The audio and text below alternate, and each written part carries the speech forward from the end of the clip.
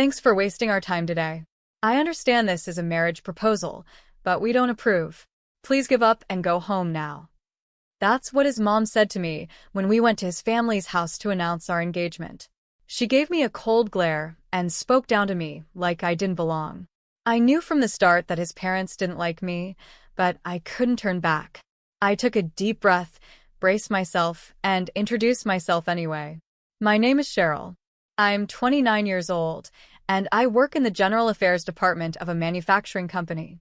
I've been dating my boyfriend, James, since last year.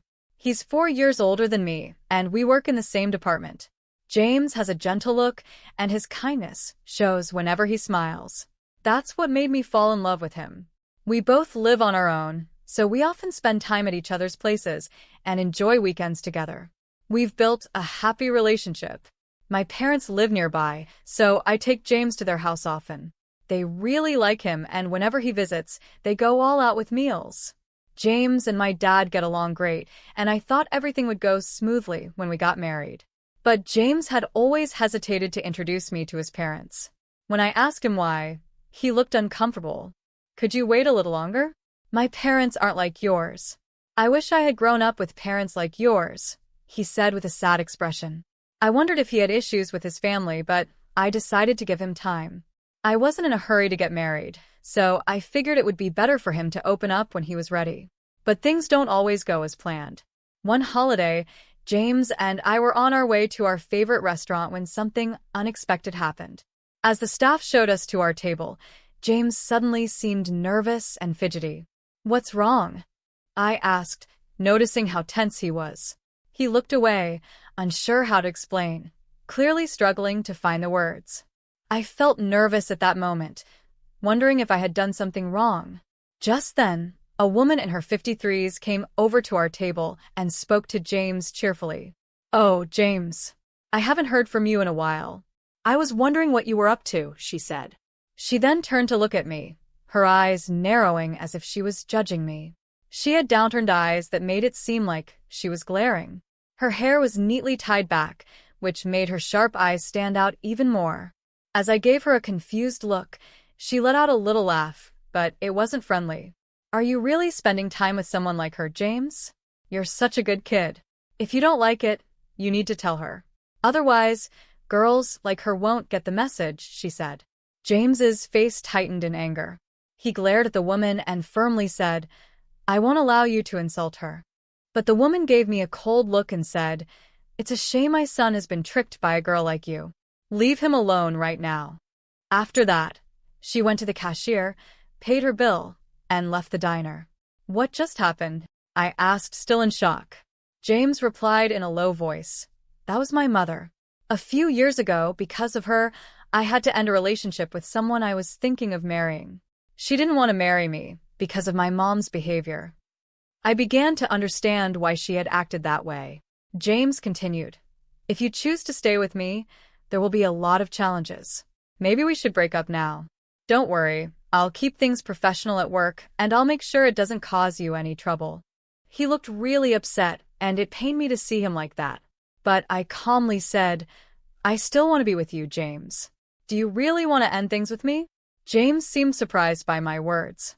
"You know what my mother is like. If you marry me, she will be a burden to you. I don't mind. I think that's part of marriage, and we don't have to live with her, right?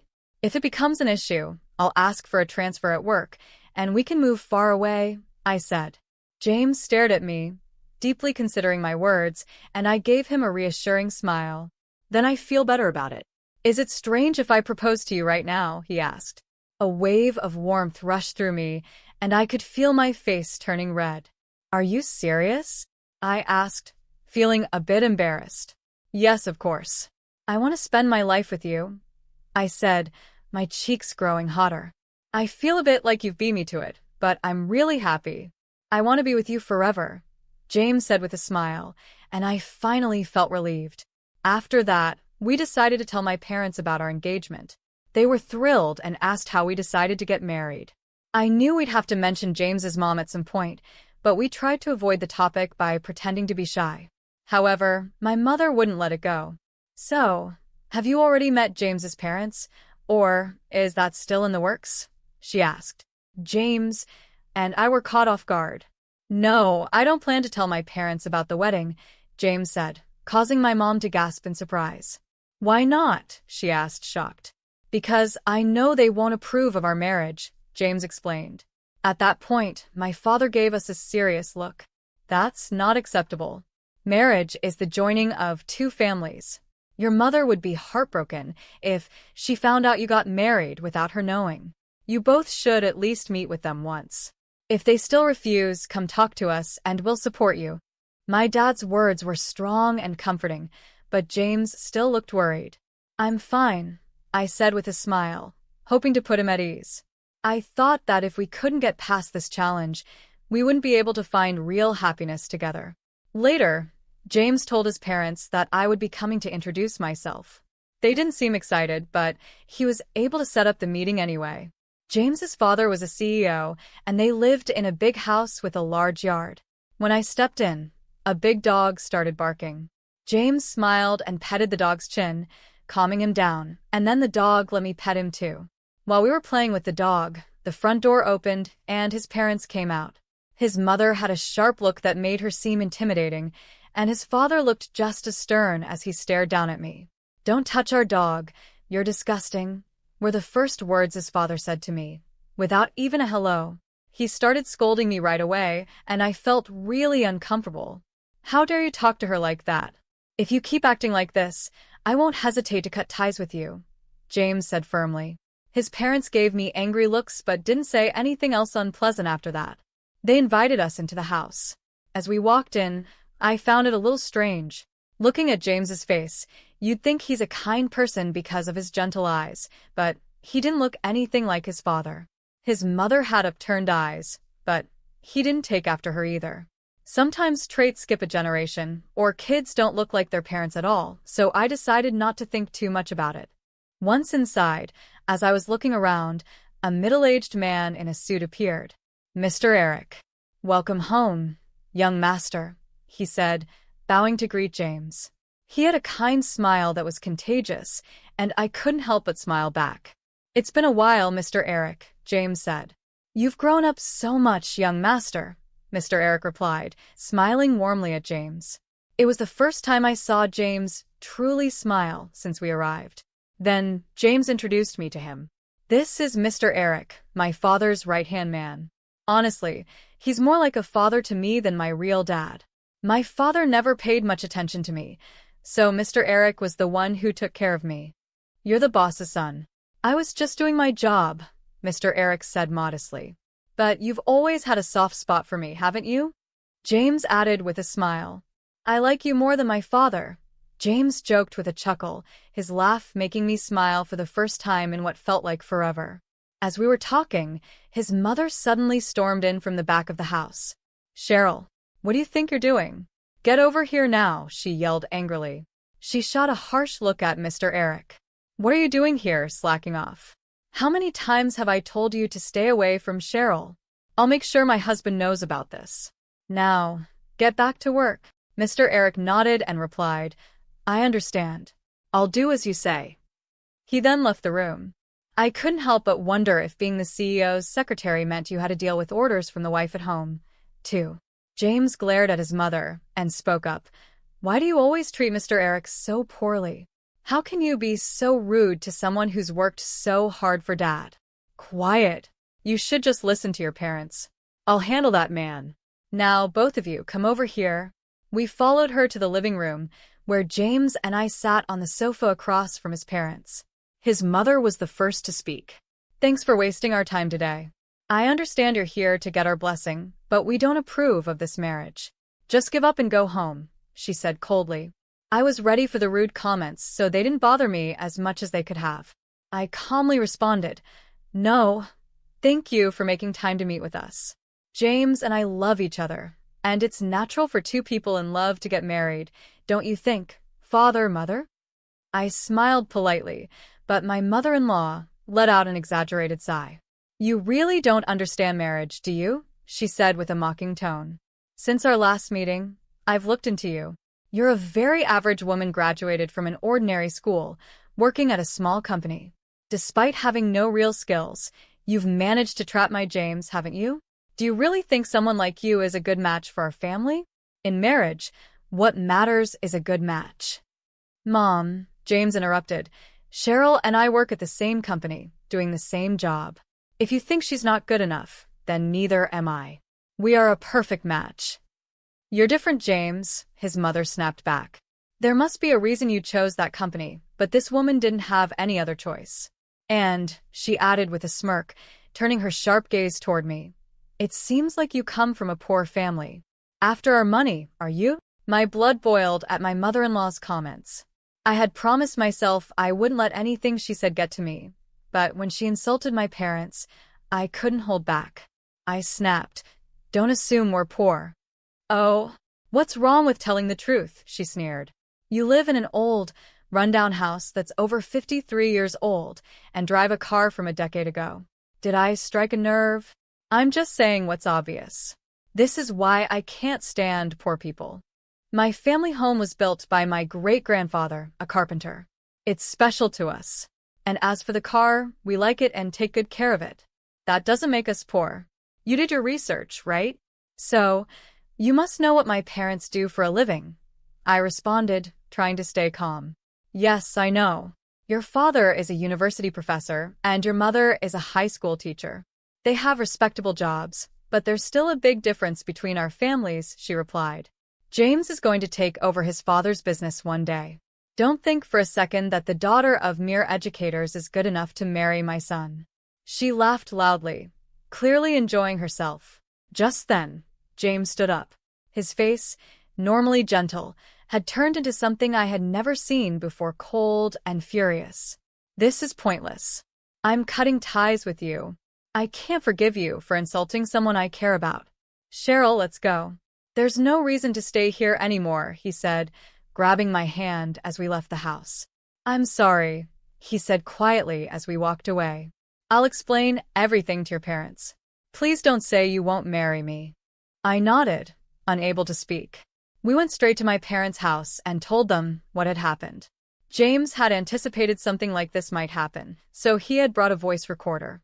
Everything his mother said was recorded. After listening, my parents thought for a moment and then spoke. Yes, the way his mother talked was awful, but you two are giving up too easily. We'll help you come up with a plan, so keep preparing for the wedding, my father said. If you've both decided to marry, you don't need their approval. But it would still be better if you could get James's parents' blessing, my mother added calmly. Hearing their words gave us hope, and we nodded in agreement. We decided to leave the situation with James's parents to my family and focus on planning our future together. 2 months later, my parents called us and James and I visited my family home. When we arrived, we saw James's parents and Mr. Eric sitting around a small table. As we joined them, the room felt a bit crowded. I thought James's parents might make rude comments again, but they stayed quiet. My father was the one who filled us in on what had been discussed while we were away. James's parents looked into our family, so we decided to do some investigating as well. My father began. His parents married 32 years ago after his mother became pregnant. At that time, his father had just started his company. Mr. Eric, who was an ordinary employee back then, supported his father with dedication. As my father continued, James interrupted. That's all well known in our family. Mr. Eric started as a regular employee but was promoted to my father's personal assistant because of his hard work. My mother mostly raised me on her own while my father struggled to manage the company. It seems Mr. Eric supported not just my dad but my mom, too. My father nodded, acknowledging James's words. Then he said, Mr. Eric did indeed support your family with great dedication. Now, let me shift the conversation a bit. I'm a genetic researcher at the university. Genetically, children inherit half of their DNA from each parent. Even if a child looks very different from their parents, they still receive half of their genes from each one. James gave my father a puzzled look, and I was also confused about where he was going with this. My usually calm father had a serious expression as he addressed James's parents. Please listen carefully. I hired a detective to conduct a background check on your family. Your father works hard, and Mr. Eric has always been there to help. Your mother is fully devoted to housework. It's quite admirable. But when I looked at your family photos, something didn't add up. Neither of your parents have a widow's peak, but you, James, do. This trait is dominant, meaning a child with a widow's peak can only inherit it from a parent who also has one. And don't you think James looks quite a bit like Mr. Eric? Especially with the drooping eyes and widow's peak? That's why I called your parents here today to discuss this. As my father finished explaining, James looked at his parents and Mr. Eric in shock, unsure of what to say. I am a French teacher, just like my mother, and I'm good at French. I never noticed anything different about their foreheads, and even if I did, I'm no expert in genetics. After a long silence, James's father finally spoke. 40 years ago, I was so focused on my work that I neglected my family completely. Then my wife told me she was pregnant. What she didn't know was that I had been hiding my infertility from her. When I found out about her affair, I was furious, and she was just as angry at me for keeping my infertility a secret. After a huge argument, I told her that if I raised her child as my own, I would forgive her. In return, she promised to forgive me for hiding the truth. I made Mr. Eric my personal assistant to keep him close, hoping to stop any further affair between them. After spilling everything, James's father sat there, looking empty, as if all the life had drained from him. Meanwhile, James's mother started to cry. I loved Mr. Eric. I wanted to raise James with him, she sobbed. James is a precious child I had with the man I truly loved. I can't let him marry someone I don't even know. I absolutely won't allow this marriage. As she wiped her tears and glared at me, James gave her a cold, disgusted look. I've always known, Dad, that you never truly loved me, and I've felt Mom's strange obsession with me for years. I even wish sometimes that Mr. Eric was my real father. But now, hearing all of this, you three are disgusting. Mom, I don't want to see you as my parents anymore. Even if Mr. Eric is my biological father, I won't acknowledge him either. I won't forgive any of you. I'm cutting ties with all of you and marrying into Cheryl's family, James said firmly. At his words, his mother jumped up, clinging to him, crying. No, James, you can't. You're mine. I won't let you go, especially not to some common girl. We can live together. I'll allow your marriage, but don't say you're leaving us. As she grabbed onto James's arm, I swatted her hand away. Ma'am, please stop. James is clearly uncomfortable. Do you even realize how much pain you've caused him? Probably not, because all you care about is yourself. If you had just betrayed your husband to be with Mr. Eric, that's one thing, but you've continued to deceive James and hurt him for years. I didn't want to say anything at first, because it's a matter between you three, but I can't just sit here and let you ruin James's happiness. Why don't you put his happiness first? If you don't like me, that's fine, but if you're only trying to control him, you're failing as a mother. From now on, I'll make James happy, so please don't stand in our way. After I said that, his mother started crying again, calling me cruel, but Mr. Eric was there to comfort her. We decided to talk about the future later. A few days later, James's parents officially apologized to us and my parents. They finally accepted our marriage, and James and I turned in our marriage certificate. James moved into my house, and we started our life together. In the end, James's father couldn't forgive his wife's affair. Even though it was too late to ask for compensation, they divorced and split their assets. Mr. Eric also resigned and moved far away with James's mother. Her luxurious life came to an end, and she was forced to live the kind of life she always looked down on. She sometimes sends letters asking James for money, but he ignores them. He has cut all ties with his father since they aren't biologically related, and he has no intention of becoming Mr. Eric's adopted son. Legally, he's still his father's son, but they seem to have accepted that. After Mr. Eric resigned and James's mother was no longer around to support him, the performance of James's father's company dropped. He stepped down, and no one knows where he went after that.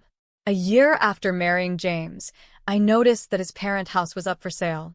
We had a small wedding ceremony, given the complicated family issues, and only invited close family and relatives. Even so, it was a special day, and I was happy with how it turned out. Now, We have been blessed with a beautiful daughter, and I've quit my job to focus on raising her. My parents visit occasionally to help take care of her, which is a big help. James and I are committed to supporting each other and raising